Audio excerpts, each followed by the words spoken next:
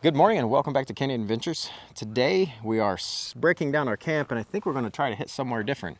We've been in this spot for a few days now and it's probably one of the most beautiful free camping places we've ever been to.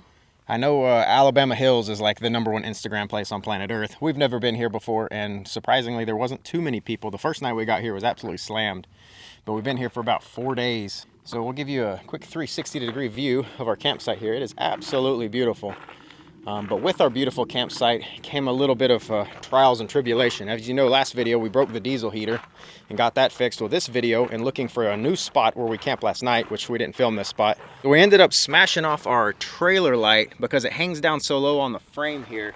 You can see how low it hangs down. It hangs down below the metal frame. So just in case, like always here on Canyon Adventures, 2 is 1 and 1 is none. We did actually have some backup magnetic ones. So very glad we had these, been carrying these around a long time, knowing at some point we would have to use them, and here we are getting to put them to good use. And they're actually brighter than the old ones. And then we just ran the wiring up the channel back to the truck, so no big problem.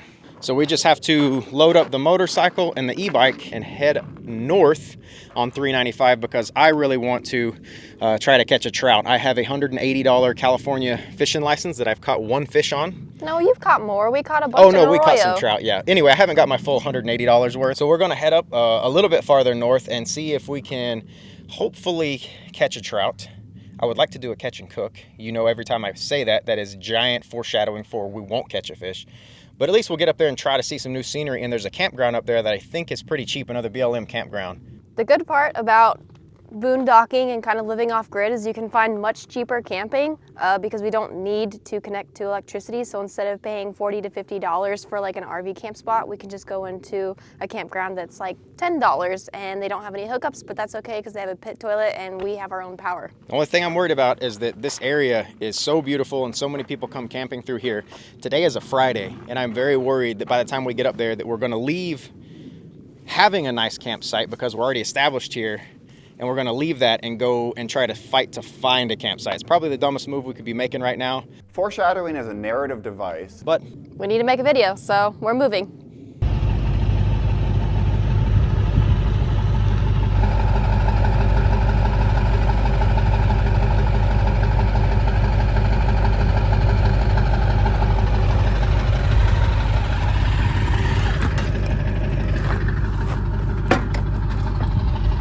we run 2 straps in the front and 2 straps in the back because all this bumpy off-road riding, every time you hit a bump with something with suspension, it gives. And when it gives, it puts a little slack in these straps. And if it gives in that same time and it hits another bump, you'll lose a strap. So we always run 2 on the front and 2 in the back so you can lose a strap and still have something pulling the other direction to keep things upright. They do make straps that have built-in like elastic or a piece of rubber to help go with that suspension flex that you get with a load. We don't have the money for those, but we do have these, so we just put more straps on instead of having some of the fancier, nicer straps.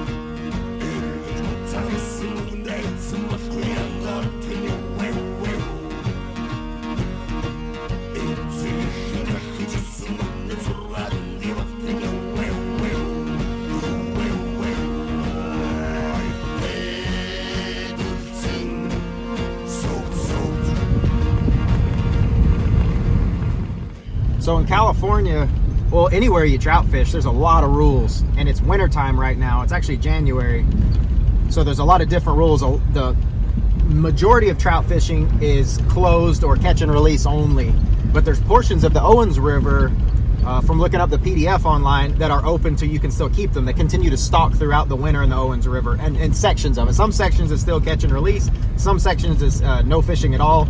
So we're just kind of poking in and looking around because we've never been here and seeing if we can find somewhere along the Owens River where we can do a catch and keep would be really nice because I'd love to have a trout for dinner. So we're just kind of exploring right now and seeing if this road on the map cut off the main highway. It says it goes to the river, and this section is catch and keep. So just gonna go check it out. It's funny because it's these big open fields and it looks like BLM, but it's all actually city of LA property. And we're a long way away from LA, but I guess 100 years ago LA bought up all the water rights to most of the water coming in, you know, anywhere near LA. So kind of a weird thing how LA's got its greasy little fingers crawling all the way up here into the mountains. Into the Sierra Nevadas.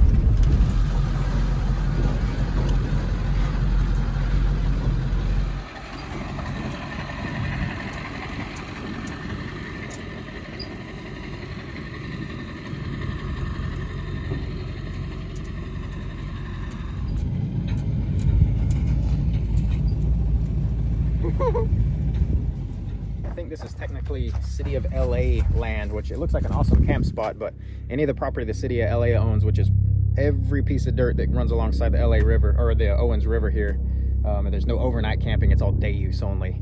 So we're just gonna check this out, and maybe there's a fish in there. That fit in that little compartment. It did. The tried and true. No, it's all, the Owens River, from what I can read, is all, in the winter, is all single hook artificial, no barbless. So that's what we got set up here, a little single hook artificial barbless spinner on a little bitty eagle claw roll rod. Let's see what we can do.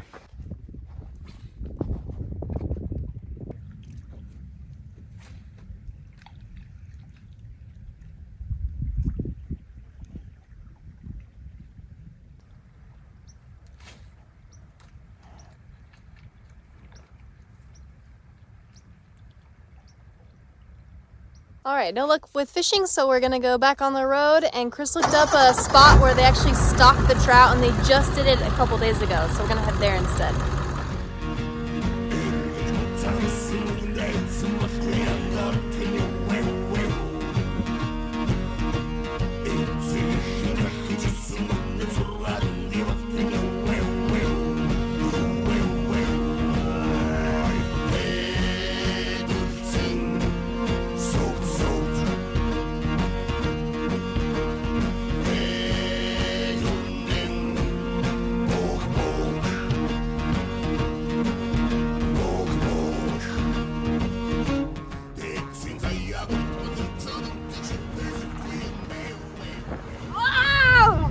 Found some more snow in about 4 or 5 more thousand feet of elevation. We're at about 8,000 feet right now. The fishing didn't work out, so we've kind of transferred and shifted gears, and the plan has changed about 6 times in the past 2 hours. we've hit multiple campgrounds where there was just full of people and trying to find a place, so we just kept driving up and up and up into the mountains, and currently we're at 8,000 feet, but we haven't seen a person in 30 or 40 minutes on the road, so that's either a good sign or a bad sign.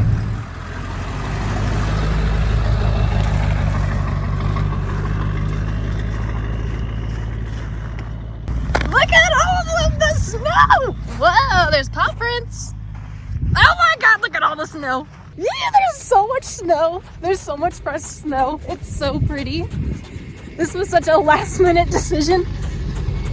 Yeah.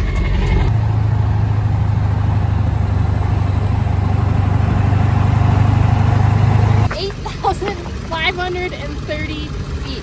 We were camping at like 4,500. So it'll be a little bit colder tonight, but we're just gonna get one of these stubs, drop a $10 bill, and find a spot somewhere. I think we might have this all to ourselves, which makes us very lucky and probably very dumb. It's a very cool camping area. We're here at 8,500 feet, and it just is kind of on top of the mountain here, on top of this little plateau. We've been driving up and up and up and up for about 35 minutes. Did not plan to do this today, but what this area is, which we're really excited about, is this is where pinyon pines are, which pinyon pines are like the oldest. Bristlecone. Oh, never mind. This is bristlecone. Bristlecone pines are like the oldest trees on planet Earth. They're even older than the giant sequoias. And we lucked in because this national forest campground is open right now. So we're very excited about this, and don't see anybody else up here in this campground.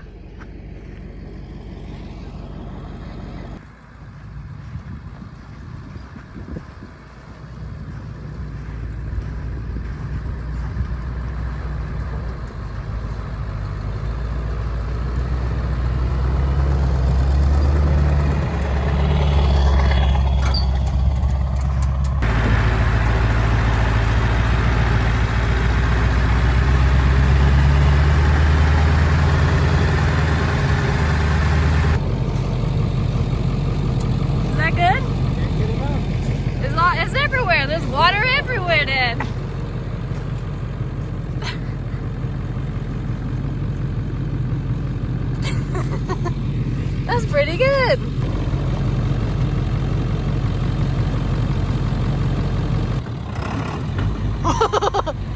It just slid the blocks. There you go. A little bit more, just a titch. There you go. All right, that's pretty level. Wooden blocks, as we were repping them real hard last time, they like to push in the snow. So There's less zero traction on the blocks. -1 for 2x12s in the snow. If we could have put it in 4-wheel drive and sucked them under, because the back tires, they pull themselves up instead of just push it. But I don't like putting this thing in 4-wheel drive unless I have to, because then I have to play with the HVAC controls for a minute, because I only have defrost. Because this is vacuum actuated, and then when you put it in 4-wheel drive, it tries to vacuum actuate the hubs, which has been deleted in their manual, and so you'll spend the next 20 minutes when you get back in it trying to get off defrost, because it's a vacuum actuated HVAC system. So Yep. it should work. Let's set up. We actually got to our original intended campsite at like 3 o'clock, and it was just swarming with people. And so then we had a backup campsite, and that one was worse than the first one. As you can see, it's not 3 o'clock anymore, but we did find a spot for the night, and there is no one else for probably 20 miles. The last truck we saw was a big rig, and it was like an hour ago probably. Yeah. Ooh, did you start the diesel heater? I did.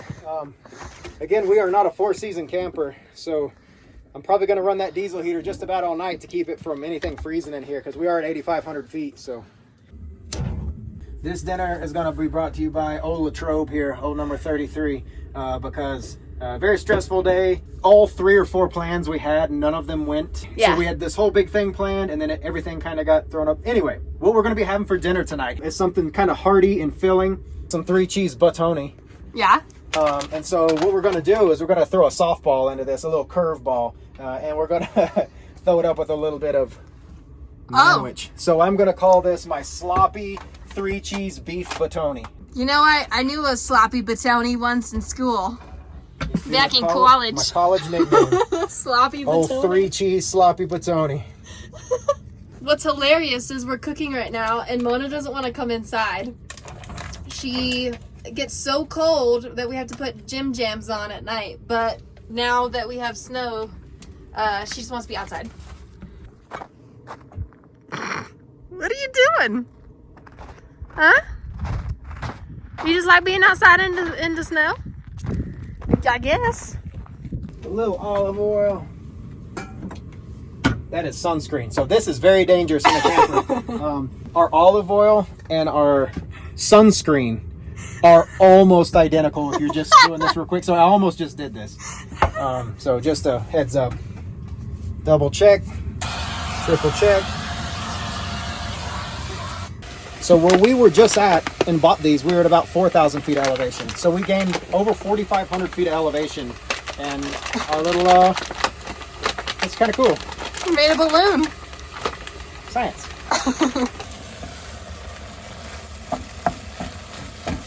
Seasoning our beef here, just some black pepper, some salt, some garlic powder. This is a tour of Tuscany right here. This is real deal Italian food. Italian. And it's funny what this is going to be. Hot brown. Now I'm going to try to get rid of this monstrosity here, this plant-based mozzarella. Did not know it was plant-based when we bought it. It does give cheese vibes. Yeah, it's a little cheesy flavor, mostly cashew milk, and it's supposed to harden with heat. So I'm going to pour a little in here with the meat and see if the heat will harden that.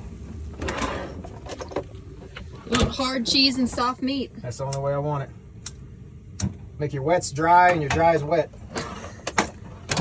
It smells very good, but if I told you we were having Sloppy batoni. sloppy buttoni, you probably wouldn't want it. But it smells delicious. That looks like sausage biscuits and gravy. Actually does smell very cheesy. Now for the piece de resistance. Manwich. Creme de la creme. That's Manwich brand Manwich too. Do you remember that one time I thought it contained beef? Yes. And we had sauce sandwiches. That was fantastic. It actually looks really good. I like manwich too because it just tastes a little bit sweet, just a little bit. This might be the trashiest frame of footage you watch all day today on the internet. An old aluminum Latrobe parked back there, an old paper plate getting loaded up with manwich and ravioli. Ooh. What a powerful sound.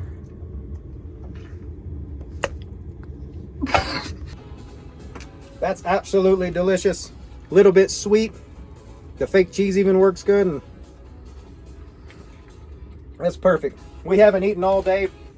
We're going to wrap it up, watch some King of the Hill. As you'll see, our last episode was a little King of the Hill related, so No one liked it, but that's fine. nobody liked it. We'll see you guys in the morning where hopefully we can check out some of the oldest living creatures ever. On planet Earth. We got a little chili willies. So we got the jammer layer under there. Then we have a towel that's kind of a blanket. And then we have our other jacket. And then we have our sleep moo-moo. She's never been to 8,000 feet before. She's from a little Pacific island, and she's never known anything about this kind of cold weather here.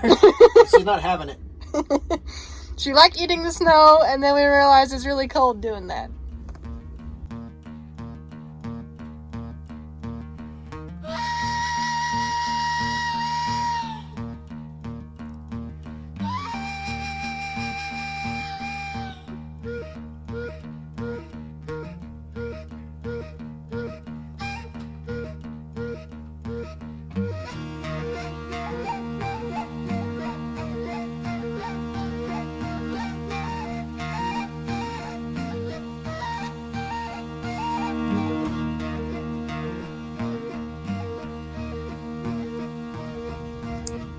Got down to below freezing last night, maybe 27 degrees, we're not sure. We tried to look at a bunch of different websites to estimate what the temperature would be because we just don't have a temperature gauge, and we know it was colder than 32. I thought it was going to be way colder. I ran the hot water heater last night a couple times just to keep the hot water heater hot because there's like no insulation on the outside of that panel.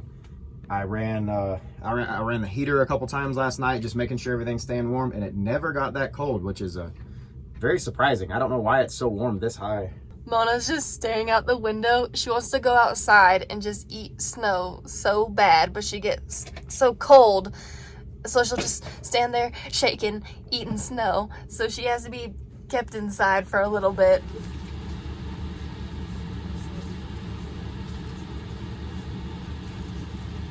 Oh, boo-hoo! Let me play a sad song for you on the world's smallest violin. So we're going to be having bacon, egg, and well, actually just bacon, egg biscuits. We don't have any cheese. And I'm going to see how in the world to do that on a frying pan and then cook it with some of our bacon and eggs that we got at the grocery outlet the other day. Wow. That had a lot of pop to it at this elevation, I guess. There's a lot of dough in between that don't touch the surface of that frying pan. So kind of cutting the temperature down a little.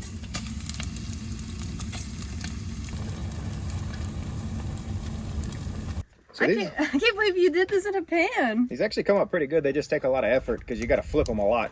So they don't burn. And the other thing I tried was I peeled some of them into smaller biscuits, and of course that was much easier. But if you just flip them a ton, it's very doable. But we have to finish these biscuits because we still have like 2,000 feet to climb. Where these trees grow, the oldest living organisms on planet Earth, they only grow about 10,000 feet and up. So we're at 8,500 now, so about 1,500 feet we still have to climb. Yep. But we want to see them. They're only located in very few places in the United States, in California, Utah, and Nevada. So while we're here, we might as well see the oldest organisms on the planet.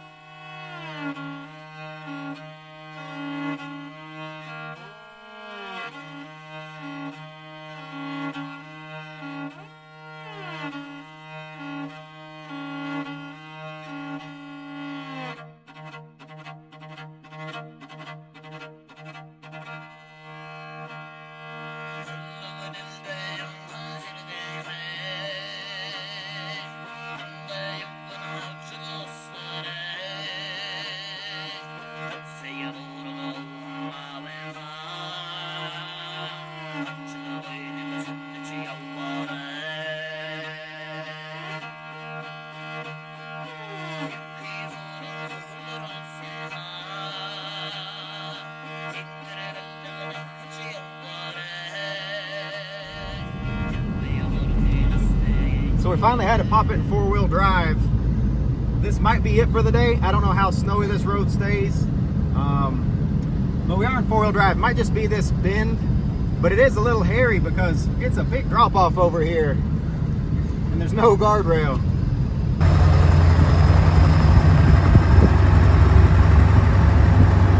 So that's good. Looks like we're getting back out of the snow and into some solid pavement, because that could be pretty hairy here with this giant drop off. Were you concerned? She don't know what's going on. I'm concerned, yeah. That's a huge drop off. The hard part is if there was a nasty spot, there's nowhere to turn around. So hopefully we're in the clear. Oh, well, a Tesla made it, so... Or there's a Tesla that's been sitting there for a few days. Or it's abandoned. That's... Yeah. Oh, there's a Jeep that might not be wanting to continue on, so that's not a good sign. And then we can go hang out, so we had to dig out quite a bit. And that's in your Jeep? Yeah. Okay, I'm not going to play if you're doing it in your Jeep. Yeah. Okay, we might try to walk it then. Yeah, Yeah. I appreciate it. Yeah, thank you. I'm glad you're here, because I would have been just... No worries. I mean, you can probably get further than us, but if you do get stuck... It's with a trailer. I do not want to Yeah. get stuck somewhere. All right, so we're backing up a short trailer in the snow, which is not my favorite. But I'm glad it's a flat spot. And I'm glad that these people were up here and turned around to warn us, because otherwise I would have tried it. If you have to shovel a Jeep out with no trailer, I don't really want to take a truck camper up it.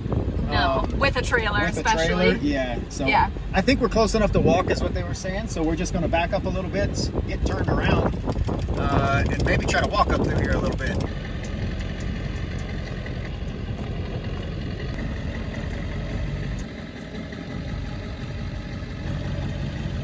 There we go. You're doing so good.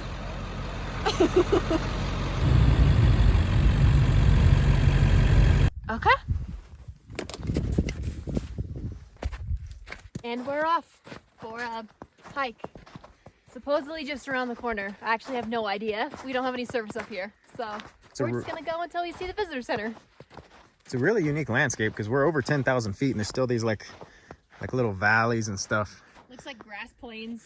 I have a love-hate relationship with California. But California has, so on this mountain range, which is here, this is the White Mountains. And then over there, just across the valley, over Bishop, California, the little town down in the valley, that is the Sierra Nevadas. And the Sierra Nevadas have the tallest mountains in the lower 48, with Mount Whitney being over there. And then just right across the valley, you have the White Mountains, which also have a 14,000 plus foot mountain. And then in this mountain range, there's the oldest living trees In the or world. organisms, period, in the world. And then you go over just the backside of that mountain range, just across the valley, and there's the largest living organisms in the world, with that being the giant sequoia trees. That's because I don't count the aspens that clone themselves and claim to be the largest, or the fungus that lives under the ground. Yeah. And then if you go a little farther and you keep pushing west, you'll get to the tallest living organisms of all time, which the coastal redwood. So it's just so neat. In this one area, basically. How dense it is with like mega flora. The oldest, the tallest, and the biggest. And didn't there used to be mammoths here? Yeah, and mastodon. Oh, they were doing every They every put down. trick. That's every trick known to man. Look at that. They put down pine cones, cardboard. They're doing it right. Look at this. Dang. Okay, we might have not been able to make it. Who knows? This This might have been Baja sand all over again. would have made a whole lot of fun noise though. Oh, we're getting a zoomie. Wow, Dad, the snow. That's a lot of fun.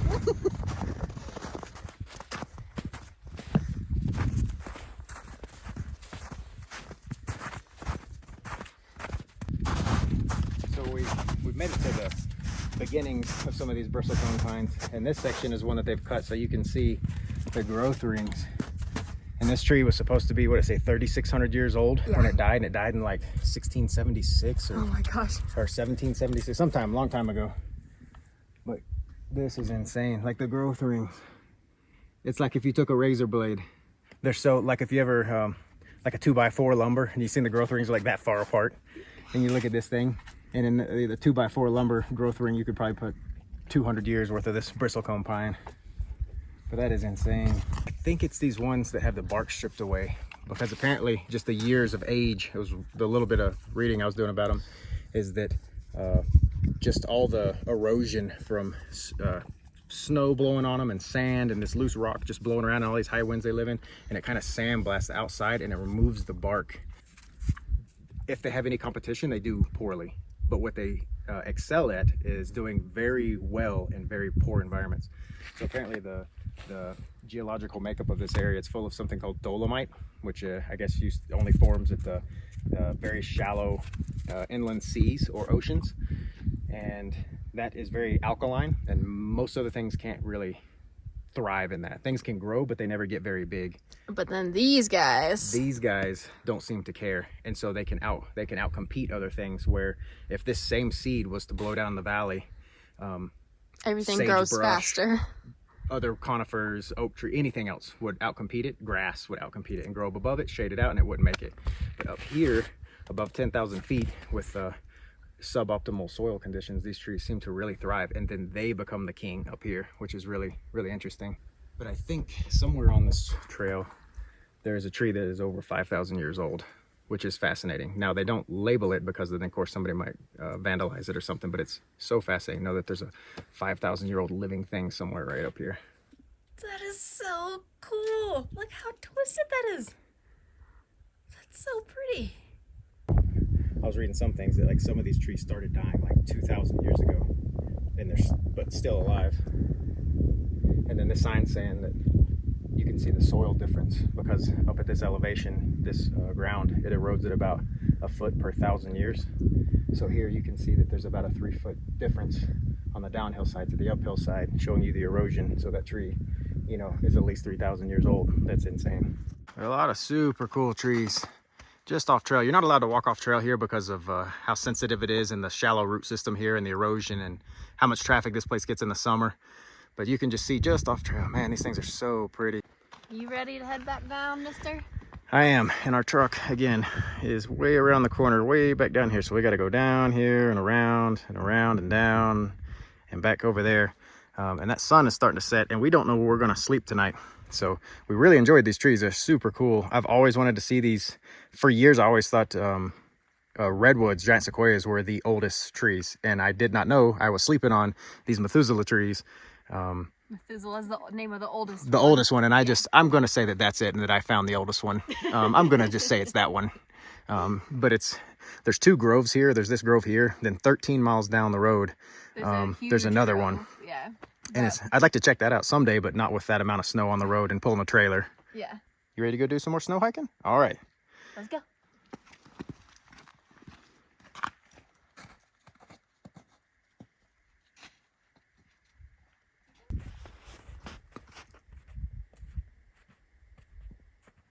So that tree is probably at least 3,000, 4,000 years old. And then we have this little baby. Look at him. Just trying to survive. And all this rock is ancient ocean bottom rock, which is very, very cool. It's all like sandstone. You can't eat the young tree. Leave the baby alone. Just look how big this one is. That is massive. It'd probably be like 6 or 7 arm lengths around, maybe 10. It's huge.